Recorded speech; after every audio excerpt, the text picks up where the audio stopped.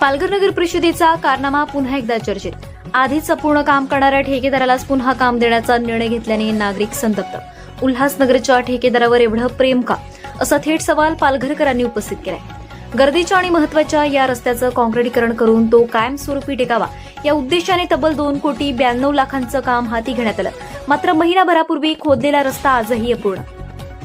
कासव गतीने सुरू असलेल्या कामामुळे प्रचंड वाहतूक कोंडी, बस सेवा विस्कळीत, व्यापारी आणि नागरिक त्रस्त झाले. याच ठेकेदाराकडे हुतात्मा स्मारकाचे कामही अपूर्ण असल्याची चर्चा. तरीही त्यालाच नव्या कामाची संधी कशी? ठेकेदार निवडताना पात्रता, कामगिरी आणि वेळेची बांधिलकी तपासली जाते की नाही, असा सवाल उपस्थित होतोय. याबाबत पालघर नगर परिषदेचे बांधकाम सभापती चंद्रशेखर वडे यांनी स्पष्टीकरण देताना सांगितलं, ग्लोबल कोकण महोत्सवामुळे 5 दिवस काम थांबलं आणि पाईपलाईनच्या कामातही वेळ लागला.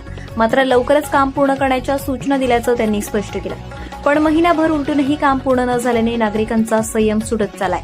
नगराध्यक्ष, उपनगराध्यक्ष आणि नगरसेवक या कामाकडे गांभीर्याने लक्ष देत आहेत का, असा प्रश्न उपस्थित होतोय.